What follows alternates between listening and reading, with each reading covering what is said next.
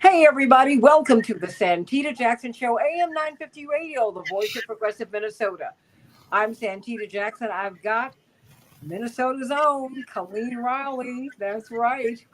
Indeed, FBI whistleblower, one of my heroes. You know this. And of course, one of Time Magazine's Persons of the Year. Someone who said, you know what, 9/11 didn't have to happen.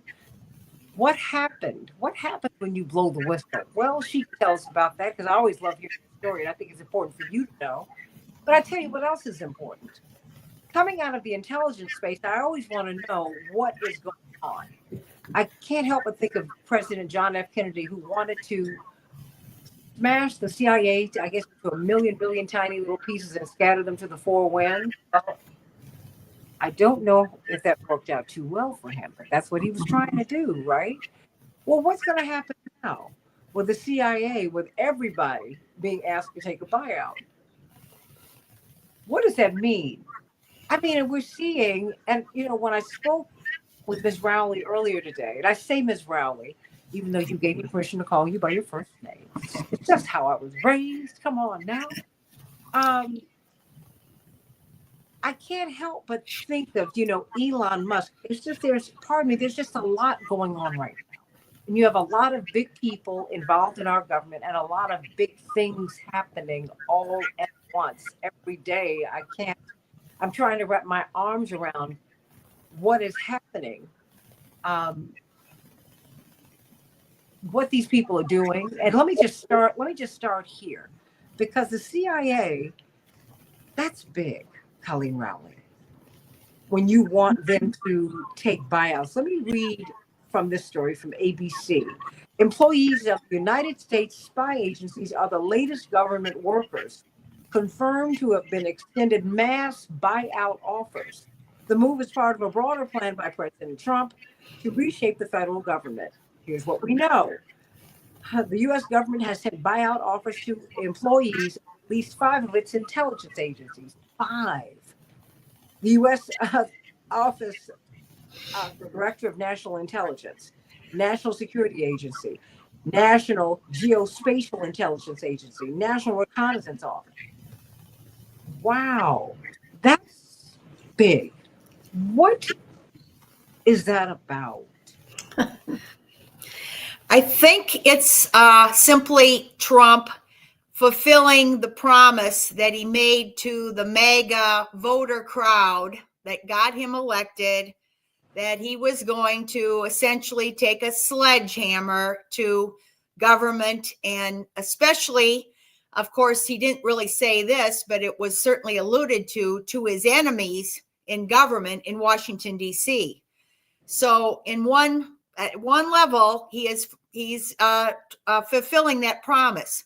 The big question is he not making things worse than making things better? Because if you take a sledgehammer, remember, a sledgehammer, it is not surgical. It's not a surgical instrument. So when he gave the order to pardon all 1,500 January 6th defendants and convicted people, he didn't do a case-by-case review to be surgical. Instead, it was the sledgehammer approach, and all were pardoned, even the ones that were committed violent acts. So I think, a lot of people just walked around inside the Capitol, and maybe that was overreach on the part of the heavy-handed treatment. And there were even FBI agents that complained and resigned from the FBI back then because they were, putting little ladies and little old ladies who had done nothing but walk into the Capitol into handcuffs and SWAT team treatment, etc. So what he did, though, was he did the blanket approach, which is pardoned everyone, and some were violent. And actually, there were even supporters of Trump who called that an unforced error because he wasn't careful and he wasn't judicious in what he did. He took the sledgehammer approach. Okay, so I talked about the blanket pardon. Well, he's continued in that mode. And now, and of course, we could talk about Gaza and other things, but foreign policy. But in the sense of reducing government, there always was this notion that government in Washington and the bureaucracy had gotten too big. And many politicians, by the way, of all stripes would say, why are we spending tax money on this gigantic government? And we're conducting this kind of silly experiment on the green toad and why they jump so high. They'd find these funny things that money was being spent on. It turns out that many of the employees during COVID time were working from home. And, there's a notion that some of them weren't working too hard from home. So anyway, these things people might have some consensus about, that government needs to be somewhat reduced. Now, Trump isn't just looking at this carefully. In fact, he's signing executive orders. He's firing. I think he wants to give buyouts to 2 million federal employees. So this isn't a careful thing by looking at waste fraud, actual waste fraud in the government, and saying, oh, well, these employees should come back to work. I mean, whatever it is, that would be the careful, judicious approach, more surgical. Instead, we see the sledgehammer.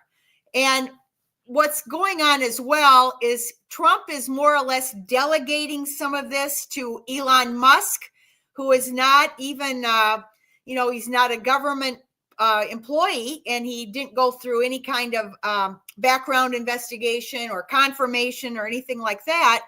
And he's allowing like this private billionaire who is known for efficiency in his private, operations. He is known for efficiency, but he's delegated some of this to Elon Musk.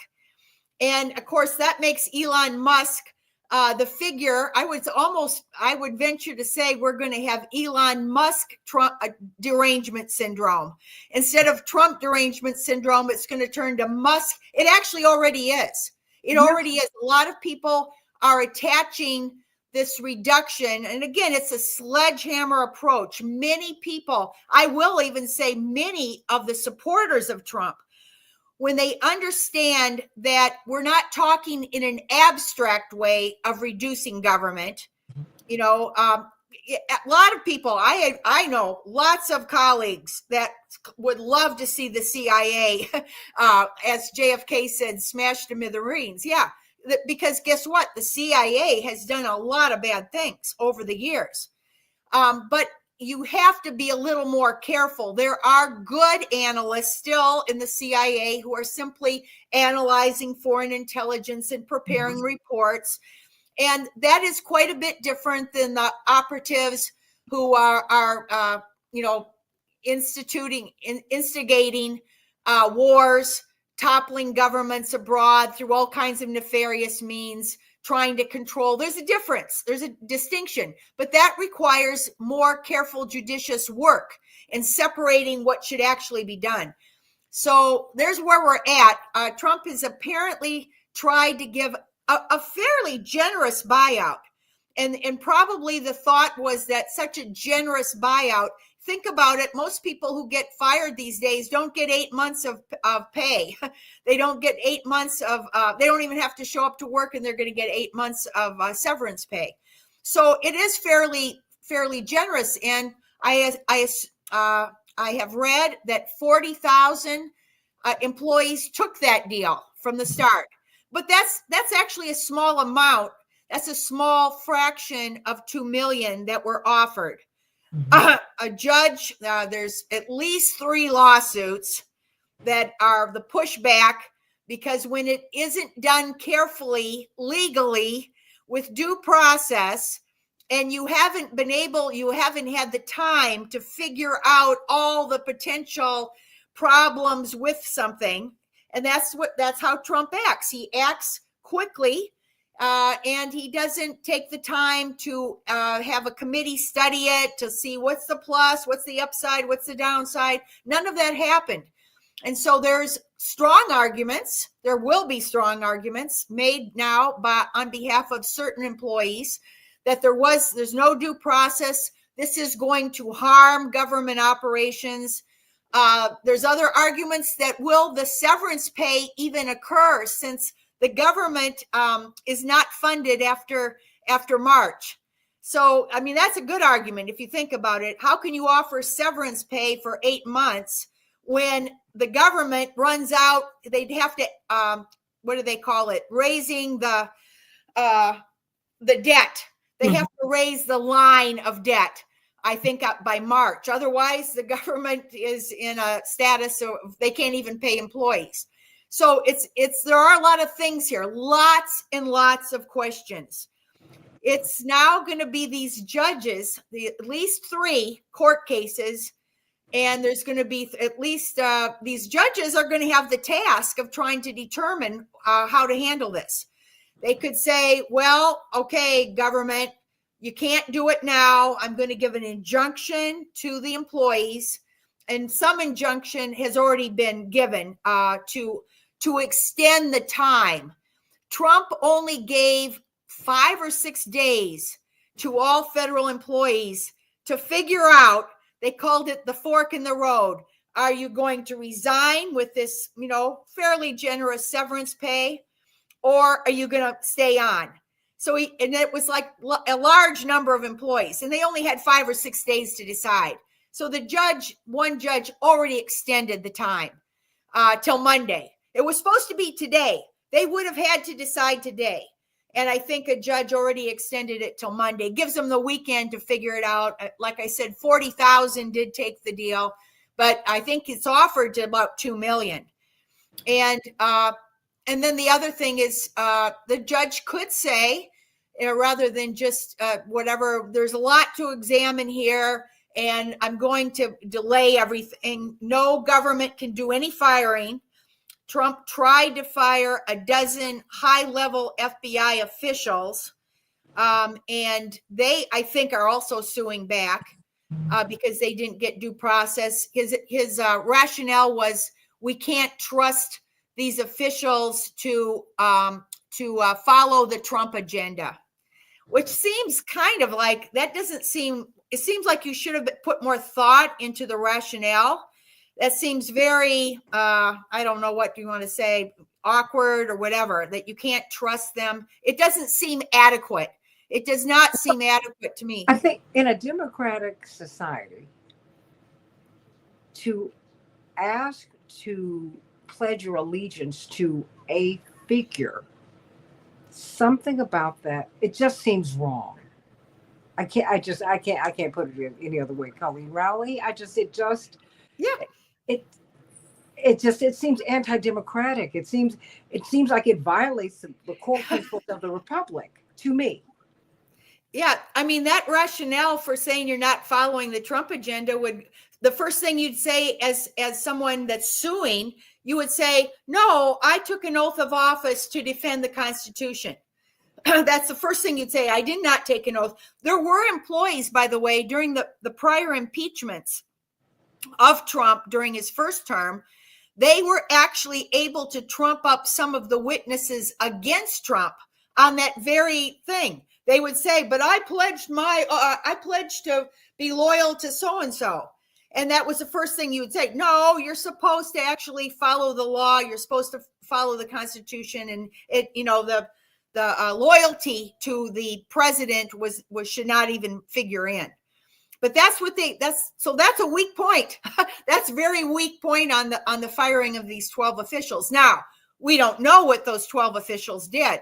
They could have been people like Peter Strzok and Lisa Page, who were later fired. But even, I'm not sure if I'm correct on this, but at one point I read that Peter Strzok was able to win $1 million in his lawsuit.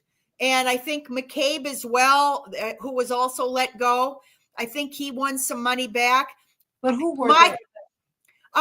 McCabe was the acting FBI director who signed off on targeting Trump as a target of espionage. Mm-hmm. So he actually, which is pretty amazing that you had an acting FBI director in March. This is after Trump was already in office for 2 or 3 months. And then he had fired Comey, who was McCabe's boss at the time. He fired FBI Director Comey. Comey had leaked information. Comey had done some wrong, bad things. And whether Trump even knew all of this at the time, but he fired Comey because he felt like Comey was investigating him and refused to tell him the truth about the FBI investigation. I think was one of the reasons why Trump fired Comey. Well, of course, McCabe, the second in command, was close with Comey. So once Comey was fired, the very next day or so, then McCabe writes up a memo saying, we're investigating the president of the United States, the FBI. If I just keep thinking, if I had been in those positions in FBI headquarters, and you would be seeing these types of things, it's unprecedented. That I think in history. Now, J. Edgar Hoover, he would collect information, lots of information, because then it wasn't known to be so illegal, but he definitely would collect information on lots of people in Washington, D.C. But it was considered more normal back then because he had gotten away with it for 40 some years. And there's a lot of reasons, but he was collecting information on Eleanor Roosevelt, the president's wife at the time, and different things like that. So I guess if you look at the history of J. Edgar Hoover, if you put McCabe's writing a memo saying we're now investigating President Trump in the context of J. Edgar Hoover, it's more or less in line with that. But on the other hand, everyone thought that those days of J. Edgar Hoover and the COINTELPRO were long over. Everyone thought that was behind us and that would never happen again. And so going back to the firings, I think that even in the case of some of these former officials that were fired, Strzok and McCabe, they actually were able to win their lawsuits afterwards and say, well, you didn't follow the proper protocol or whatever. Now, the agents that are being fired now, I would say even less rationale. We don't know their names and we don't know exactly who they are because the judge has granted public anonymity to those agents. And so, I mean, obviously, if you're in the FBI now, you probably know who they are, those officials who are on the chopping block to be fired. You would know who they are, but the public, they're not out there in news articles, so I don't know who they are. I would assume that they were probably people that were working on the Russiagate way back under the first Trump administration, and maybe they are people who worked on some of the January 6th. So the other thing, there's all these, there's so much going on that we can hardly even keep up with it. The news, as soon as you see a news article, right now is kind of the news hour right now. We're probably missing some new things that are happening already because it's with the sledgehammer. Speed is of the essence. So nothing is being carefully worked out. It's just being done as, overnight. And then we hear about it afterwards. And so it's really difficult to keep up. But I think besides the 2 million federal employees that were offered to resign with this, buyout, and besides the 12 dozen FBI officials who were fired, then there's another thing going on with the FBI. And that is that Elon Musk, I think it was Elon Musk or the Department of Government Efficiency Group, has asked for all the information of several thousand agents that worked on the January 6 cases. And because there were 1,500, there were even more probably than 1,500. There probably were couple thousand, because some of them didn't end up to be prosecuted. So they probably had at least 3,000 cases opened on January 6th.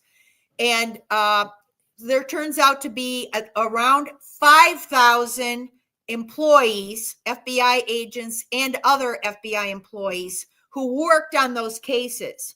And they were not, didn't have a lot of choice. Sometimes if you were assigned a case and you really couldn't handle it, you'd complain to your your supervisor and maybe they'd take you off the case. But in this case, there were agents that even complained they didn't want to work on January 6th stuff, and they were not taken off. They were forced to work on them. And some of them actually ended up resigning in protest of the heavy-handedness and kind of the blanket approach that the Biden administration had taken with these several couple thousand people that they investigated. So again, what we're looking at is this kind of war, this tit for tat. But it turns out 5,000 agents and employees had to fill out questionnaires and basically explain what they did on the case. And now I think they are suing.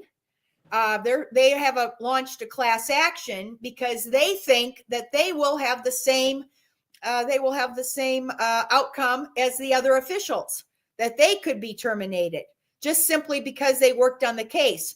And of course, their argument is, we didn't ask to work on these cases. We were assigned these cases. We didn't have much say in it, if at all any say. They're assigned to us, and yes, we have to follow orders. And of course, if the Nuremberg principle is that if you're given a really illegal order, you're not supposed to follow it. But guess what? Most people do. Most people in these organizations always follow orders, even torturing. Think like in the CIA, they tortured all these people in black sites.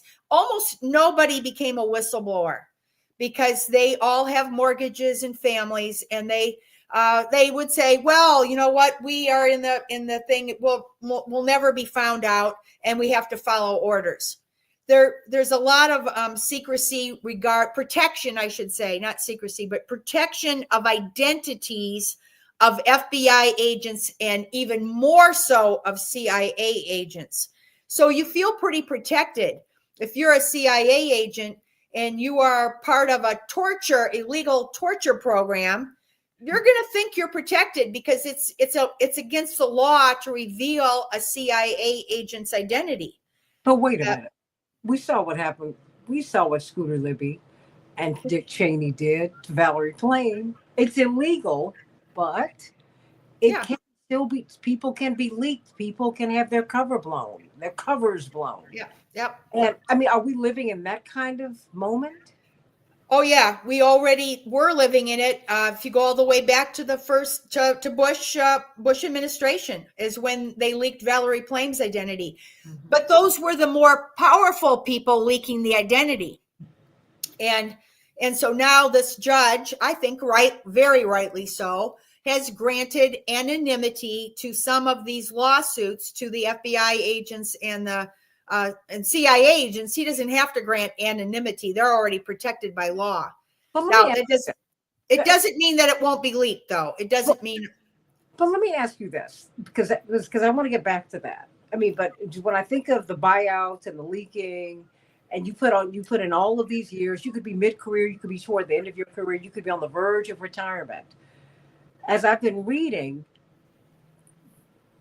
people's access to pensions, full or portions of them, it's all over the place.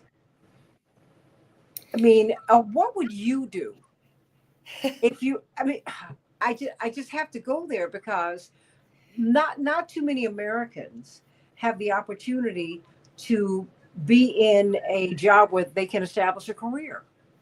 Most Americans are moving from job to job to job to job.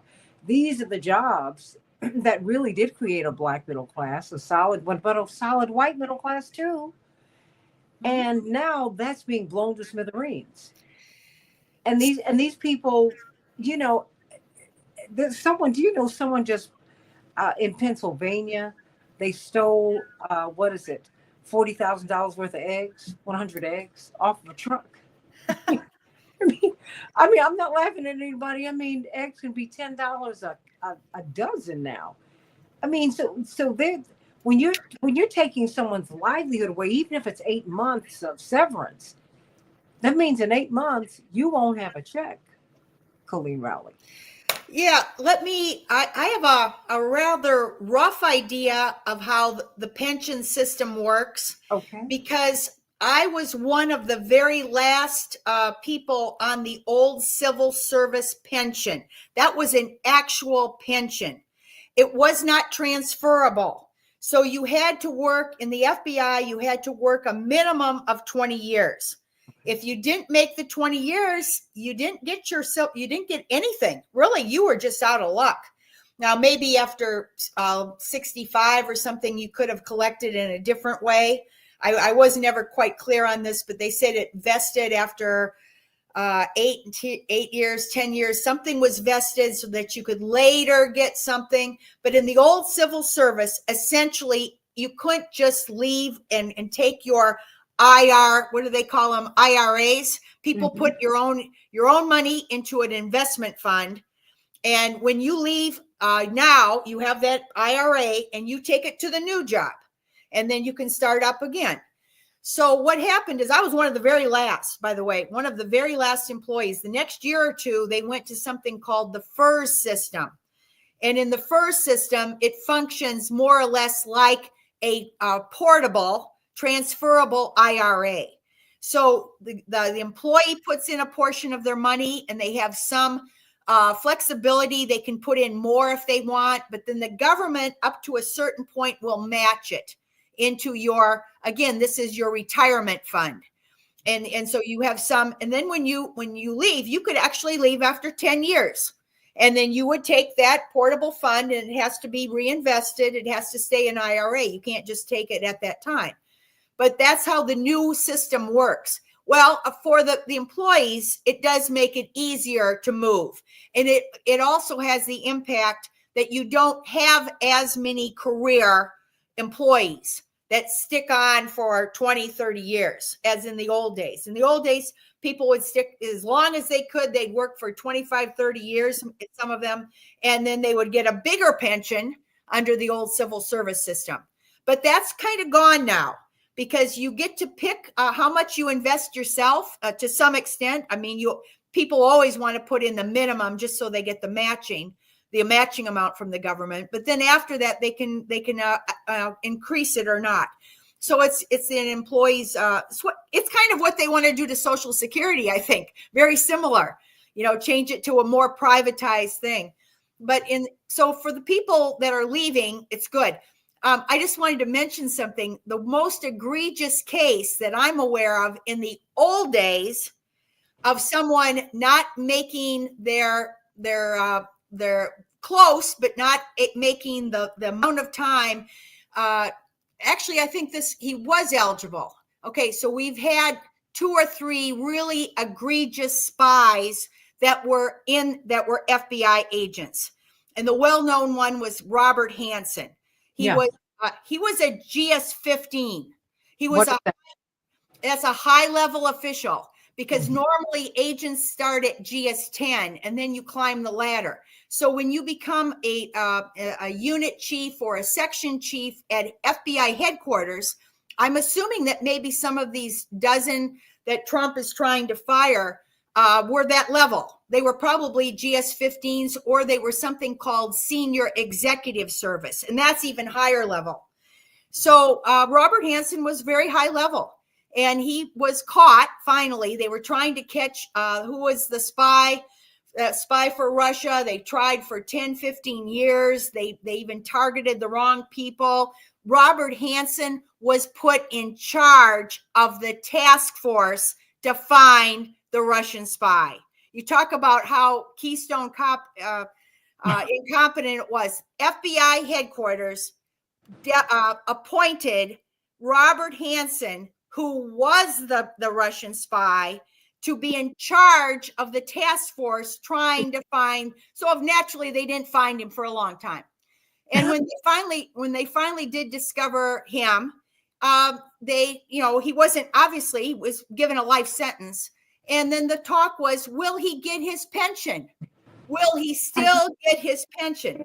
And so what happened was they didn't allow him to collect the pension, but they gave at least a goodly part of his pension to his wife.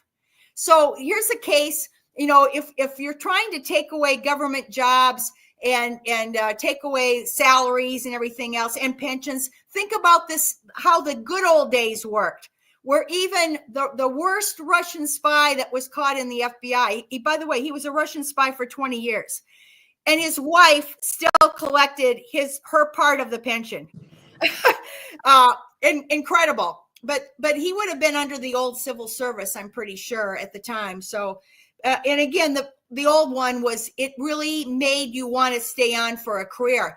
What later happened as well, this is actually even after I kind of left the FBI, is that most of the officials who climb the ladder at FBI headquarters, and they make significant sacrifices with their family to live in Washington, D.C. Everyone hates Washington, D.C., so they make these sacrifices, but they do it because it's the career enhancing thing. Then they climb up, and they do it for a reason. It's not that they can work cases and have oversight over cases, whatever. The big reason is if they climb to the top of a senior executive service, probably what a lot of these dozen ones that Trump is trying to fire, and they've watched their P's and Q's, they've been politically correct up till that point, they then can go through what is called the revolving door, and they can make a lot of money in the private sector. Even we see the talking heads on, there's one retiree, Isn't McCabe on CNN?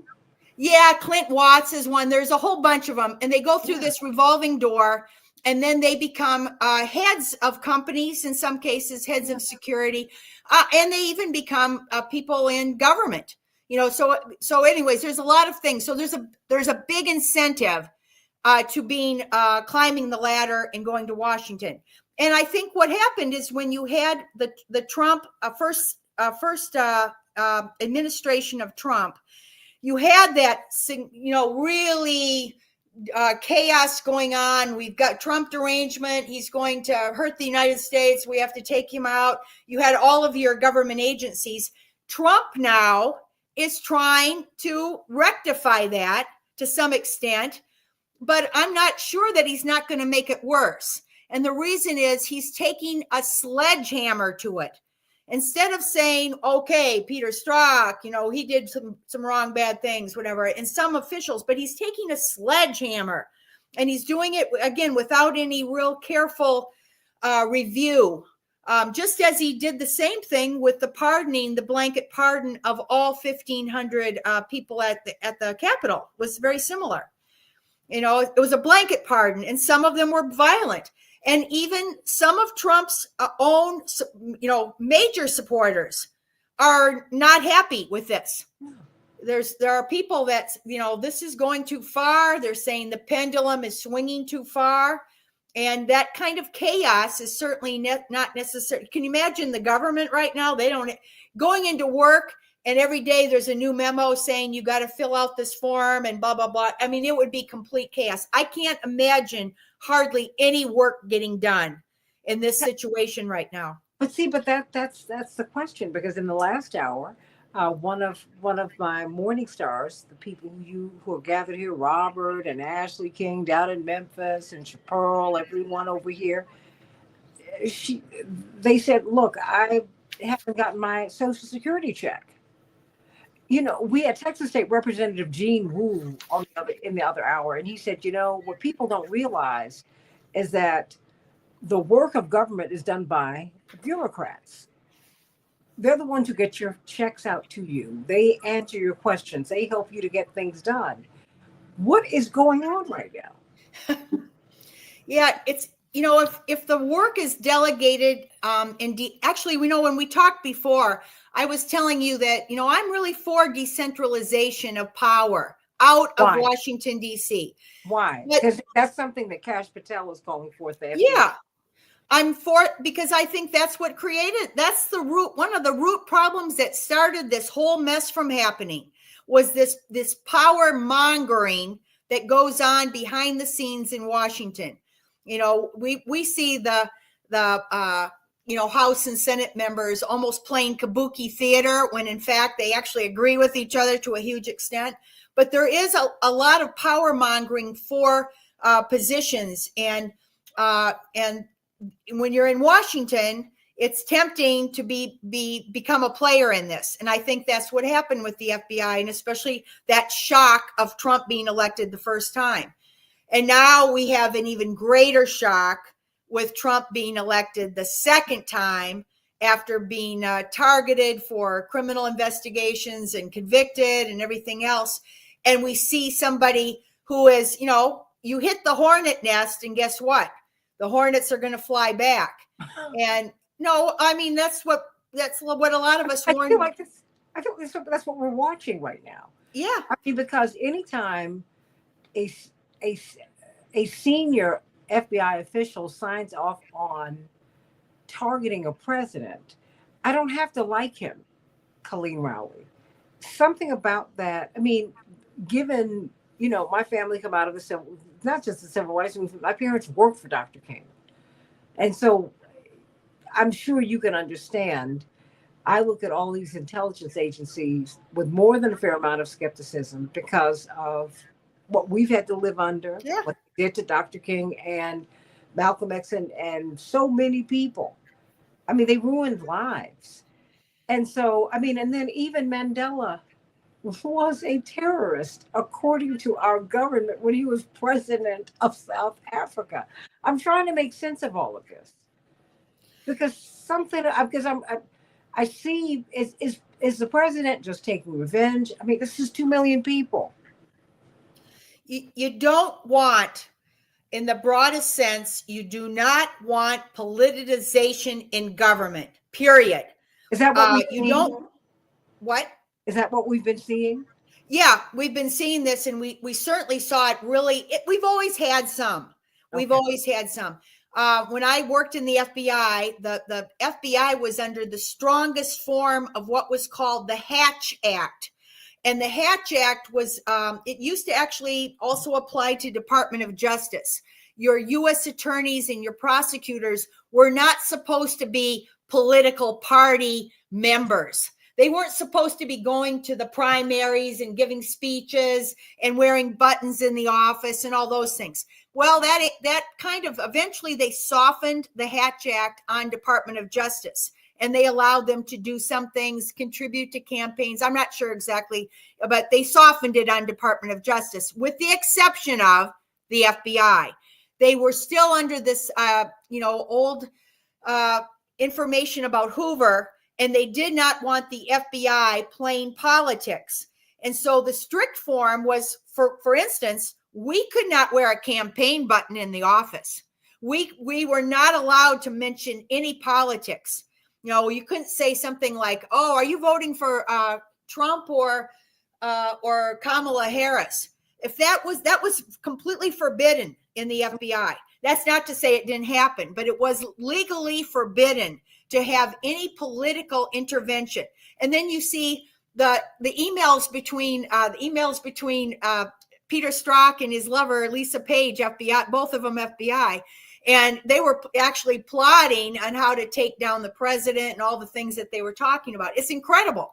So a sea change, the pendulum. Now, again, people are complaining that this sledgehammer approach is the pendulum swinging way too far the other way. And I would agree with that. I think the sledgehammer approach is going to be counterproductive in a lot of ways. But on the other hand, it did all begin much sooner than this with the politicization in Washington, D.C. And now Trump is reacting. You could say he's not reacting wisely. He's not reacting wisely to this. And I will say one bit, like counterproductiveness. I will say one thing that might happen with this being counterproductive, because Kash Patel, when he was when the Senate Judiciary Committee was grilling him on what he would do to reform the FBI, and he gave actually very good responses. For the most part, they were good responses. And he said, I will be very careful and review things case by case. And any reforms I enact will be carefully conducted. So now they've stopped. It seems like the Judiciary Committee has held up even pushing Kash Patel's nomination out for further, review by others. And I'm guessing, guess what? Maybe I'm wrong, but I'm guessing the reason is because of what Trump did with the FBI. And they're going to be trying to figure out what role did Kash Patel have in this. If Trump had just waited until afterwards and whatever, but no, he just he's a bull in the china shop. He had to do all of these, dozens and dozens of executive orders and firings. And it does look like revenge. It does look like revenge when Trump is firing without any due process at all. That's not what Kash Patel said. When he responded, he said he would have due process, etc. So guess what the upshot could be? Kash Patel might not be able to be confirmed because of this. Again, this sledgehammer bull in the china shop approach that Trump started. It's possible that his own, and frankly, for Trump, I think it might have been one of his best nominees. If you think about others, I know of other people that he could have put in as FBI director that would be a lot worse than Kash Patel. If you put in people, we got to change the deadly force policy to make it more easy to use, on and on. There could be a lot of people that he could put in. I'm of course hypothesizing, but I know people in law enforcement that would not be as legally more in tune with legal norms than someone like Kash Patel. I know a lot of people that wouldn't be. And so anyways, I think that it could be he could be a casualty of what Trump is doing right now with firing and all of the things that he's doing. Well, Ashley King says he wants to know if you're saying that the January 6th participants should not have been prosecuted. I think some of them, I will give you a personal story here a little bit of why I was sympathetic with some of the January 6th defendants. Mm-hmm. And this requires some memory, and it requires people to know what went on in Wisconsin in about 2010, I want to say, 2009, 2010. The Republican governor of Wisconsin. Yes, Scott. Who? Scott. What was his name? Yeah. What was his name? Because we went up and marched. Yeah. Well, I was there too. Yeah. So me too. We were probably, I probably went, bumped up against you. Yeah. Yes. Okay. So forget his name, but he was a real right-wing guy. He was trying to take down the public employees unions. That's right. And so when he did, thousands of people up to Madison. Yeah.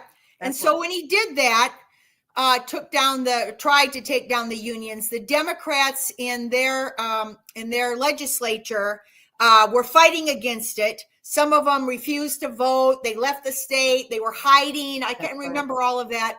And then a lot of people they hid in my father's office. So what a small world. So if you remember that story, of course, I was protesting here. I was holding up signs against that action that Republican governor was taking. And then we actually drove over to Madison. A lot of us, we were Scott Walker. Yeah, Scott Walker. Oh. We had signs, holding up signs of his face, Scott Walker. Anyways, we drove over there. And by the time we got there, it was a few days after. No one was doing any violence. The police were standing there. I had a big banner up. I had an anti-war banner. I took my anti-war banners and I had them up right up against the Capitol, big yellow, stop the war things.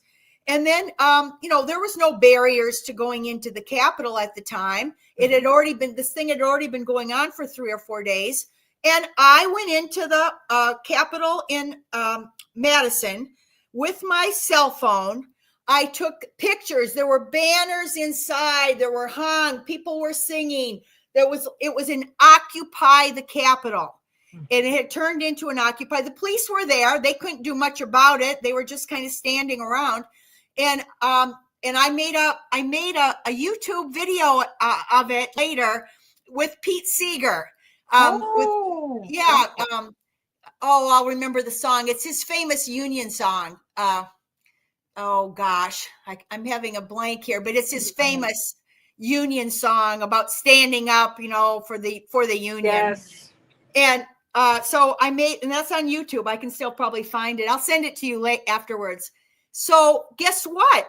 I had no idea when I went marching through the Capitol in Wisconsin and making my video to try to protect the Union. I had no idea that could be illegal and I could be later charged, etc.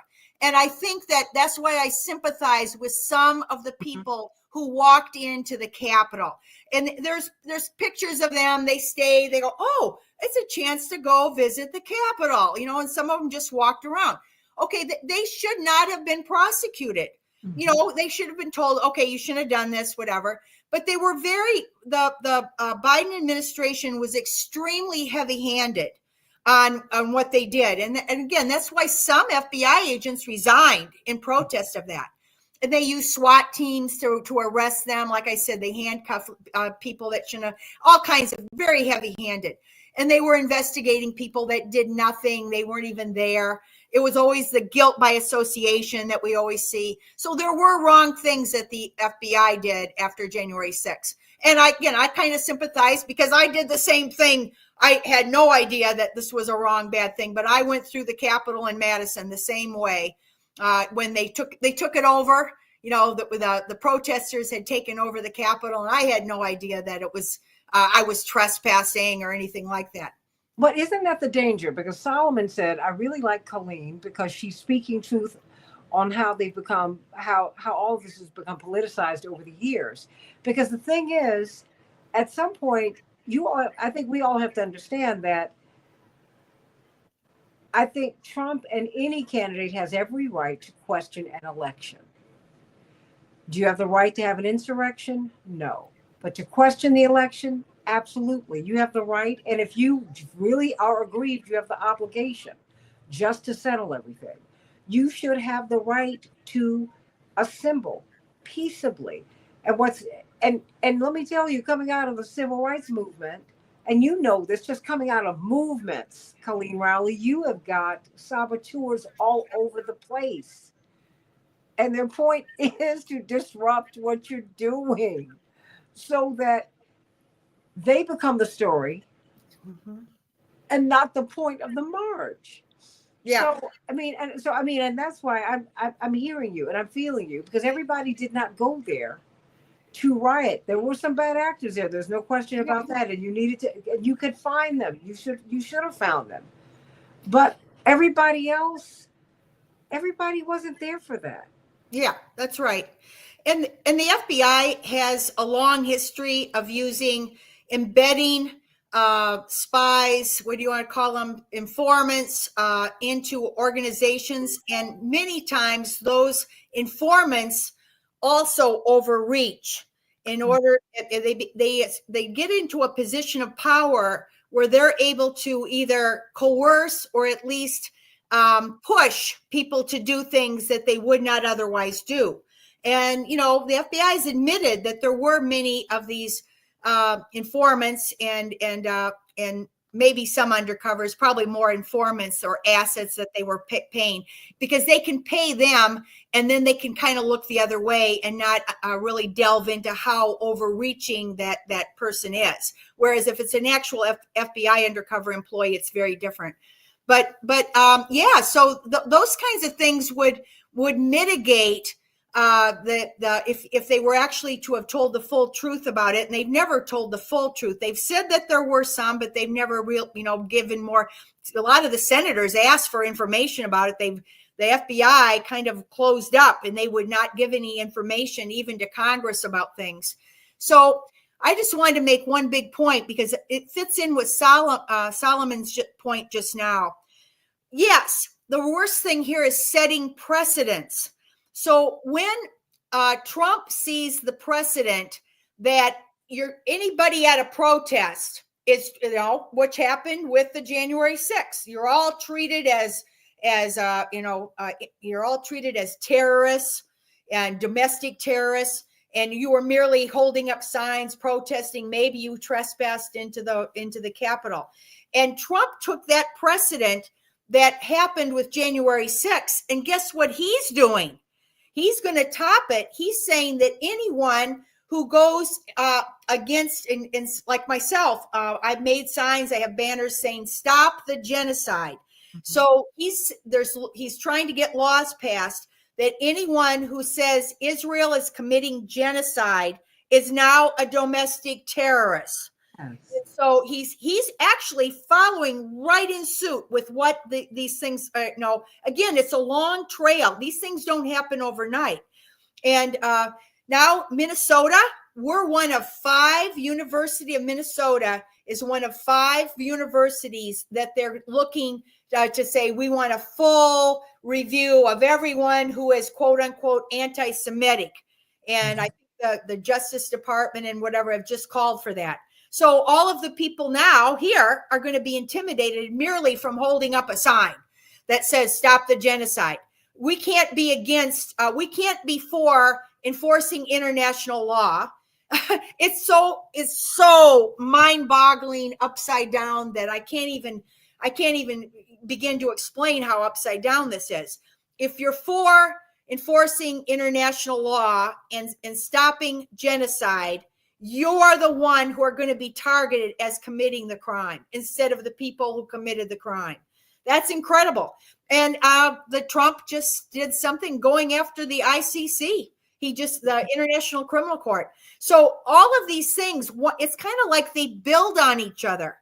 And I think if people understand that and they just don't get locked into the partisanship, I was going to read. I know we're getting close here to the end, but please. I think this was really good. I like to listen to all the different political stripes and angles, because you know what? The truth is a zigzag line. Mm-hmm. I saw this during the COVID, and I saw it in other things. There are people, they can be right about one thing, but they can be wrong about other things. And you won't ever find that the truth is essentially in one group or in one political party. All religions are like this. All religions have a lot of good things about them, but they all have some bad. And so I like to look at everything and then make up my own synthesis. And I think really the truth is more or less a zigzag line. And now this comes from a federal employee, one of the 2 million who's been ordered to go back to work, and who before this was working from home. So processing documents under the Freedom of Information Act is easy to work from home. Mm-hmm. And they can monitor how quickly you're basically you sit there with a black pen, blacking out identities and things. This was what I did too. I was one of the Freedom of Information lawyers in the FBI. That was one of my jobs. And so you could easily do that anywhere. You wouldn't have to be in an office. You're just reading documents, lots of documents, hundreds and hundreds of documents, and you're trying to protect certain things, grand jury information, whatever. So this person was doing that and was hired for working at home. But one of the employees who now has to be forced to go back to an office that's hundreds of miles away. And so she was a Trump supporter. And she wrote this, let me just see here. Okay, I understand. Okay, so this is her speaking. I understand the triumph of the victory, meaning Trump's victory, and did not expect nuance from the victors. But as we often do, the pendulum has swung too far. The sense of glee and gotchaism is a problem. Not every woman or minority hire was a mistake or incompetent. Not every federal worker is a grifter. Not every person without children leads a meaningless life. Prom culture isn't a good thing. A woman helicopter pilot shouldn't be vilified strictly because of her biological sex. Okay, so those are just some of the things that we're seeing in our popular culture right now with this, again, whatever you want to call it, roller coaster that we're on. We're on this extreme roller coaster with dozens and dozens of executive orders, dozens of Trump is trying to really completely change everything, lots of things. And yes, a lot of it goes too far. A lot of it seems to go too far. And the judges, now it's going to fall to the judges. There are, every time, will the judges rein it in a little? Will they rein it in a lot? I don't know. But some of it needs to be reined in because it's going to lead to a lot of chaos. On the other hand, I will say Trump isn't all wrong. He wasn't wrong about trying to reduce this big government in Washington that now is at $37 trillion of national debt.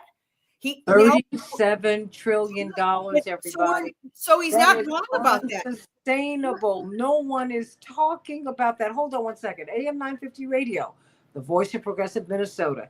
If you want to stay with me, stay right here. I'm going to get some. We are going off the air now, but you know what? If you stick around on the Santita Jackson Show YouTube channel, you'll hear more from Colleen Rowley, because I want to hear what she has to say about this $37 trillion debt that my mother called me about early this morning, Colleen Rowley. Early this morning, AM 950 Radio, Minneapolis, Minnesota. Okay, $37 trillion. Is that insane? Yeah, it's both parties. And in fact, one of the reasons why they talk now about having to fix Social Security is they looted Social Security before this. They looted it. It was supposed to be money that was invested, and nobody was supposed to touch it for, wars and other expenditures. And every time they were, maybe a little not looking like they had enough money, they took money from those funds that were supposed to have been invested. And so now, of course, now they have to fix it because somehow the money doesn't exist. It's turned into a Ponzi scheme. But our government, essentially the 37 trillion is a Ponzi scheme.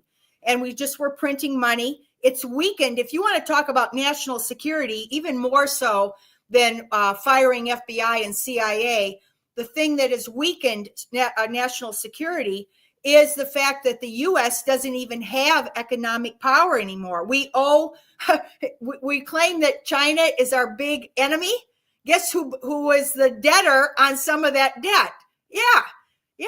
They control more than half of our debt, and Japan controls another portion of it. I mean, how does that?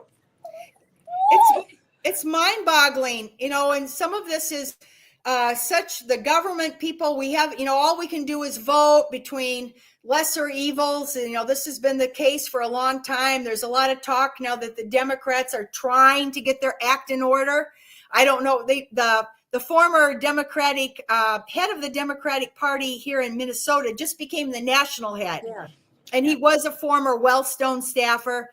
So I don't know if he's retained any of the ethics from the Wellstone staffing period.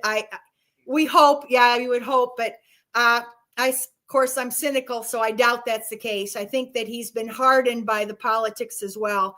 And if the thing is, with no real choice, people are confused. We have mass confusion about all of these issues, and it's easy for someone like a Trump who has a more or less kind of like a cult following. It's easy for that to happen. That's what happened even the first election. And, again, these things don't happen overnight. There's a reason why that happened back in 2016. And the Democrats didn't want to even deal with it. They wanted Hillary Clinton to make up Russiagate. So instead of dealing with the fact that the Democrat Party isn't really doing what they said, working people, the working class, all of the things that they were supposed to have stand for. And no, that went away a long time. They became more of the professional elites looking down their noses at the working class. And there's a lot of problems with that Democrat Party. But instead of addressing that way back in 2016, they let Jake Sullivan and Hillary Clinton, who just came out of Jake Sullivan was our national security advisor, and he's the one that helped make up the Russiagate. all of it, the Steele dossier, all the lies. And what those lies did is they didn't help Trump get better. It didn't. They set a precedent for him now to follow. And I think we're reaping this backlash from things that happened a long time ago. I think the people of this country are the victims of this, two-party ping pong thing. And now laws are not being followed. We have laws for a reason, because we all agree that we can't have civilization, and we can't even have any civilized interaction without minimum standard laws. And as soon as someone says, I don't have to follow the laws, then it's over. Everything turns to chaos. Our Supreme Court judges, I used to always recite Justice Brandeis, who said this a long time ago. If the government becomes the illegal wrongdoer, all chaos and anarchy breaks out. And this was predicted by Brandeis. I want to say in 1920 or something. He predicted this. So this is the problem. And I think what we have left now are people. There are, I take heart, and I think we talked about this a little bit before, that the scales are falling off some of the eyes in the United States. So Gaza is the latest example. But when Trump said his plan was to push all of the Gazan people out and turn it into a Las Vegas Riviera for his son-in-law to develop, and that and that, by the way, they would do the same thing with the West Bank.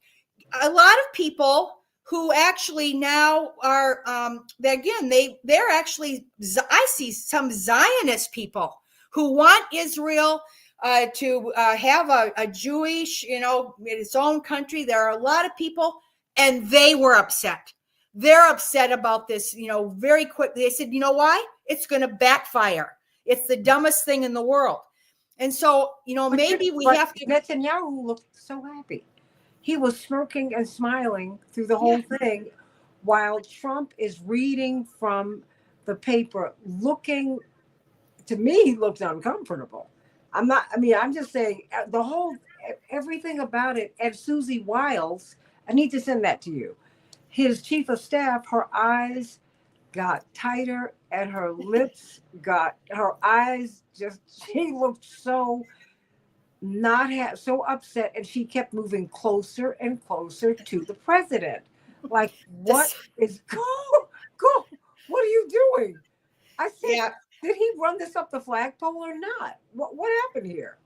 Yeah, there's a lot of information now that Trump is not running anything up the flagpole. For starters, he probably doesn't trust even some of his own appointees. He had the problem of misappointing Pompeo and Bolton and Kelly and all of these other generals that were actually fighting against him. So he's learned not to run things up the flagpole because he's afraid that they will be like Comey and they'll leak it and all the rest. He maybe trusts a couple of people in his own.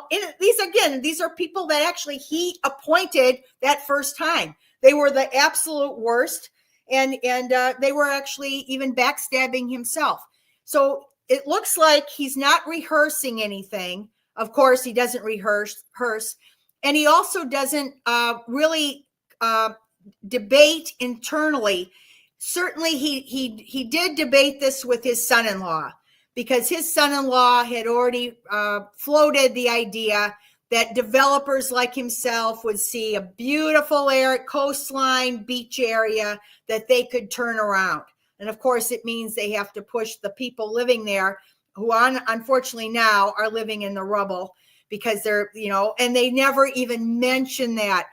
Netanyahu and Trump, they talk about the poor people living in unexploded ordnance, and pieces of cement are going to fall on people. They talk about how bad it is to live there, but they never mention how this happened. Well, we had a genocide going on with 2,000-pound bombs dropping on them day in and day out for 16 months because of Netanyahu and Trump. So of course they left that alone. And they just said it's a terrible place to live, and we want to rescue the people there and push them into the desert, and then we'll develop it as a beach. And of course, because it wasn't well discussed with anyone, because you would think his own advisors would have said, you can't do that. That's not possible. And that's not a smart move. That's not a smart move to say these things. And, who knows how this will all end. I think, going back to the people of the country, the only thing that we can rely on now to try to keep some semblance of law and try to keep some semblance of a democracy and constitution, etc., is if people, and stopping genocide and what Trump promised about ending the endless war, the forever wars. The only thing that can stop this is going to be very brave people. And people like myself who are retired, like the people like Code Pink and the people that are actually doing things. They need to get much more media amplification, and that needs to hit a tipping point. In Minnesota, I'm part of a project that was started by Roots Action out in California to sue our own congresspersons as a class action. So again, this is what you want to get a populist movement with a large number of people. And if you can tell some of your better Democrats who you would think would have cared enough to have voted against $26 billion in arms going to Israel to kill more children and babies back in April of 2024. And even our Democrats, most of them, with the exception of one, Ilhan Omar, with the exception of one, all of our congresspersons and both senators voted to fund the genocide. So the notion was to start a class action, and they already started it in California.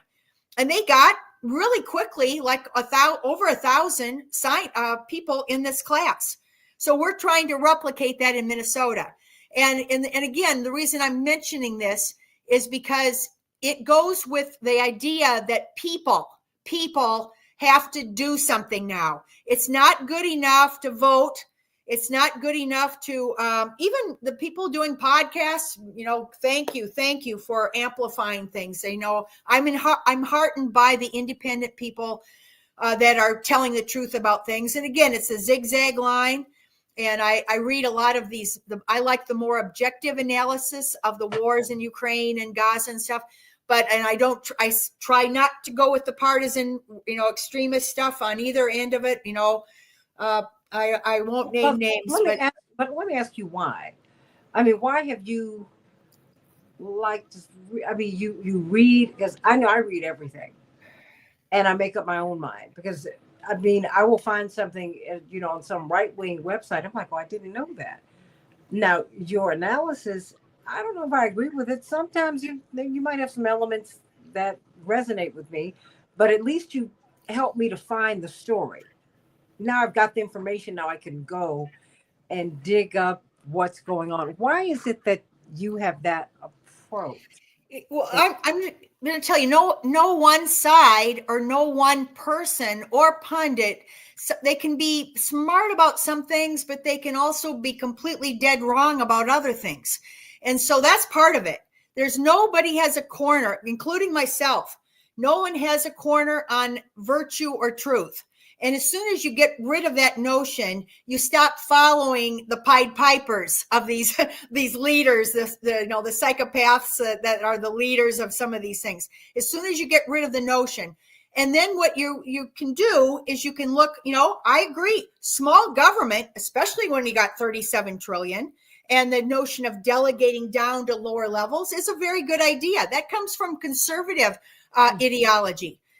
So that's a good thing. That's not that you have to agree with all of the conservative ideology. They're wrong about other things, but there are things that are right. And again, it's not just what the goal is, it's how it's being handled. So I'm for decentralization and I'm for Trump. I'm for some accountability. and getting to the bottom of some of these things that they didn't get to the bottom of before. However, not the sledgehammer approach. That's not a good idea. That's the pendulums, if you could just keep the pendulum like this. When I was teaching constitutional law in the FBI, this happened a lot where the FBI would do something wrong and there'd be a case where they did an illegal search or seizure, and then all of a sudden the pendulum would swing this way and they'd put more restraints on the FBI, and they again, it's fine to put restraints on doing illegal actions, but what we often saw was pendulums back and forth instead of something that was like well understood and we all follow this. And for a while in the FBI, I thought I kind of was in that mode that, the lull between Vietnam was a little bit better. There was not quite the spine that there had been before the church committee. My stint in the FBI was kind of in between those times. But now I think it's kind of gone back and back like this. And this is what we're just caught in the throes of this, and we're the victim. And our empire is rotting from the inside. We overreached in trying to have the so-called full spectrum dominance over the world with all of these regime change coups and wars all over the Mideast, and then provoking war in Ukraine. And all of these things were for purposes of gaining control. And it's not working. It's all backfiring. And so you see this kind of rot from the inside, which is what all historians have noted. The Roman Empire, the Spanish, the Ottoman, the British Empire, it always happens that, when you overreach and you try to gain too much power and whatever, and you say, I'm above the law, the king can do no wrong, which is what I just mentioned. I'm above the law. Instead of following a steady state, we all agree we shouldn't torture, we shouldn't start wars of aggression. On the domestic side, there are very solid things that we have agreed for a long time. Stick with those and stop this, nonsense of the pendulum swinging back and forth. I'm going to have to take off. Is there any more questions? No. Look, I could talk to you forever and ever and ever, but I want to thank you on behalf of everyone here for all that you have shared. I mean, because you're helping us to grow and you're an inspiration, because the only way that the Republic will survive is if we get involved. We can be citizens or we can be subjects, right? I want to be a citizen, which means, could you tell us what a citizen is before you go? I'm vowing right now that my stop the genocide, if that is equated with saying I have to be jailed because I'm anti-Semitic and whatever, I am going to go out there with stop the genocide. That is my line. I am not going to be bullied into stopping protesting against some of these worst war crimes that have gone on. I'm not going to, like Congress clapping for Netanyahu. If I was in Congress and Netanyahu had come to give his talk like he did last night, I would be sitting there. I would not be standing up and clapping. Mm-hmm. And that's the thing, is it requires people, and everyone's got to get a lot braver. There's no doubt about it, but we all have to get very brave and then do what we can, because actually the consequences right now are really significant. One more good news is that the liberal Democrat people on the left, they have come back. In certain issues, they were gone, or they even applauded war in Ukraine, etc. Many of them did. We had friends and they were just excellent. They were out protesting the wars in Iraq and Afghanistan. All of a sudden, Obama and Biden come along and they've got stand with Ukraine. We want to arm Ukraine, blah, blah, blah. So that happened. It happened a lot. And so guess what? Now they can come back. Now all those people can get their whatever Musk derangement or Trump derangement, and they will be back. And I hope that happens. I mean, I hope that the pendulum doesn't swing again, but I do want people to do what's lawful and trying to get this country back on the right legal track.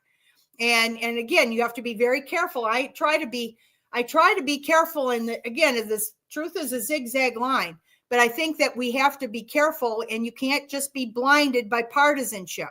And you have to say, we got real problems right now in the United States. We are what Brandeis warned about. He warned about this. When the government becomes the wrongdoer, all anarchy will break out. And I think at the very least, we are in for a roller coaster ride. There's no doubt about it. It's going to hurt a lot of people, and maybe it'll help some of the people who are standing behind Trump, the Bezos and the billionaire class or whatever might still benefit. But the majority of people, I think, and I think the MAGA people, honestly, I think a lot of the people I've seen this. I don't think they're happy with the sledgehammer approach. And it may even keep one of FBI director nominee Kash Patel from becoming FBI director. It might even do that. They may end up with somebody even worse. I mean, I don't know for sure, but I hope that doesn't happen, but it might happen. Colleen Rowley, everybody, former FBI special agent, whistleblower, Time Magazine Person of the Year in 2002. She is our hero, and she's always giving us something to think about. And I tell you, read everything, everybody. Make up your own mind. That's right.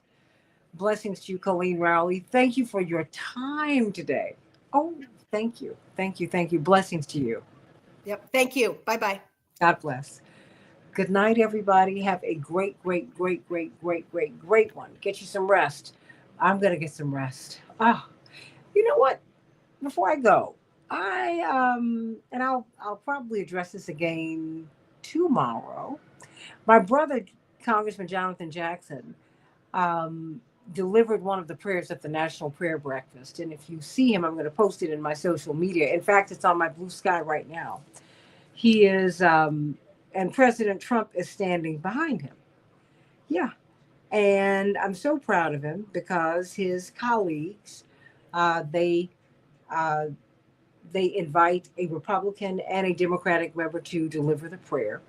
And he did that. And the day before, he had been out criticizing the president. And then the next day, he was praying for him to lead us wisely. And I saw him attacked in social media. People were calling him a hypocrite because you're praying for him, and yet what you're doing is you're praying for him, but then you're protesting him. That's why I don't trust politicians.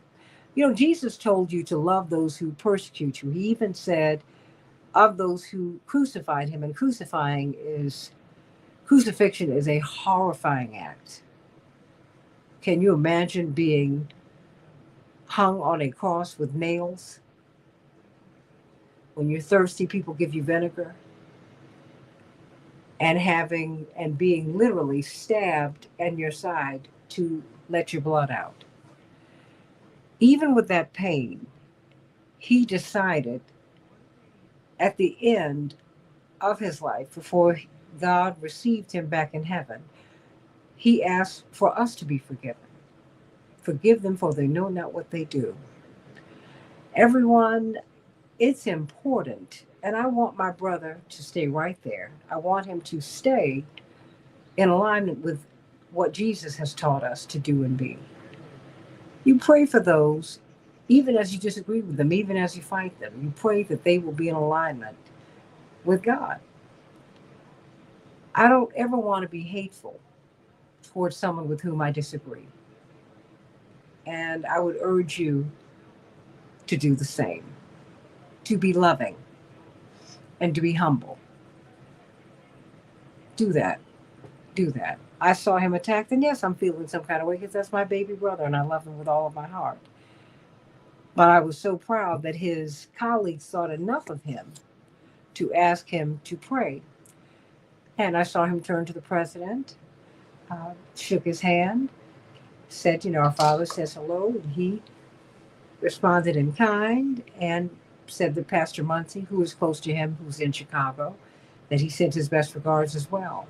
You got to relate to all kinds of people. But please do not be infected with hate. Don't do that. Don't do that.